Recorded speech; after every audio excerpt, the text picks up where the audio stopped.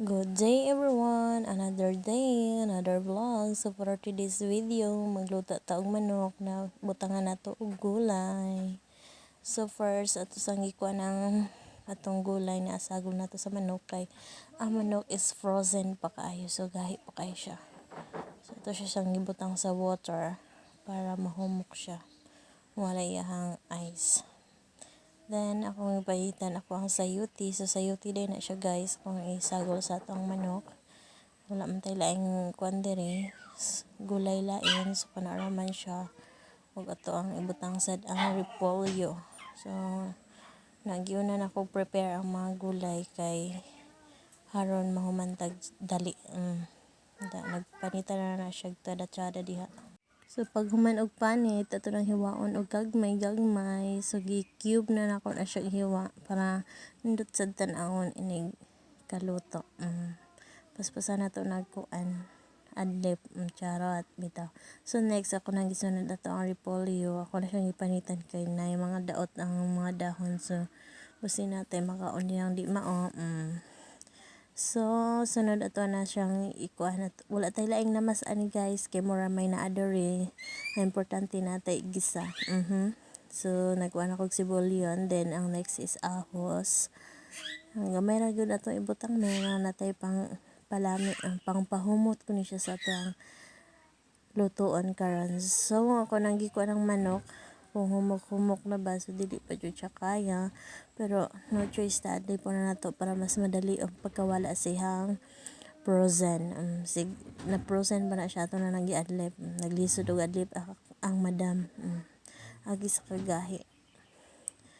Then, nakulangan pa man ko sa akong giadlipan og isa ka pa ang ato ang manok isa. Kay haron ipuno na to sa ato ang karni para daghan sab. Sa pamaylangayan nato sa ato na siyang itak ang ubutangan og oil. Kaya haron magsugo na ta og luto. So ako lang i-press star ako ang camera. So sunod na to ilunod na to ang horcados atong lamas. Nagilunod ang sibuyas ug ahos. Next ato na ilunod natong manok haron maluto siya daang kalamia. Diba? Syempre, ato nang paaboton og kano sa siya maluto. Kaya usa na to ilunod ato ang gulay. So first akong gilunod ang sayuti kay medyo dugay man na siya maluto. Haron masabay-sabay siya kaluto sa manok. So ato na siyang ilunod. Tapos ang paaboton og kano sa maluto ang ato ang sayuti. Atong pabukalon og taman. Then tada! So, luto na ang sayuti. Doon ako din ang butangan og tubig kay sinabaw man na manok ato ang recipe karon. So, ako na siyang gibutangan og water. Then, next, syempre, nagbukal naman na diyag taman. Kalami. Bitaw. Ako na siyang kuan og humok na badyod kay ang sayuti. Kay haron, ato nang ilunod ang ato ang gulay isa. So, no other than ang ato ang repolyo. Siyempre, aso sa lang lusuan o sa ta maglunod-lunod dira. Bitaw guys, aso sa nang sigaan og taman diha. Kay haron dili sa tamadugay og dili sa mawala yung pagkabukal. So next ako nang gilunod atong another gulay ang repolyo. Tada, bitaw. Nadaghan man kay ako pagbutang na kog repolyo pero makupos man na siya. Matakloban na siya, mabukalan na siya, mawala naman na.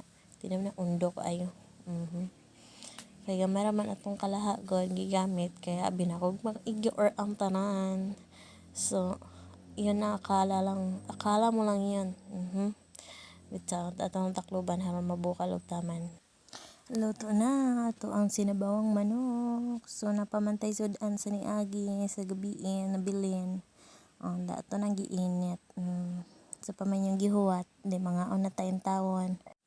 Sa may di mo dako ani na sige matagkaon. So first nag-inom ta og juice kay haron mukaon na ta og kanon. So first bite charot. Tilawan na nato kay kung lami bagyod ang ato ang giluto pasar basa ato ang taste. Mga unta ninyo. So more to siya guys. Bye bye. See you for the next videos. So don't forget to subscribe my YouTube channel. Let's join Edie Mati. Bye bye. See you next video.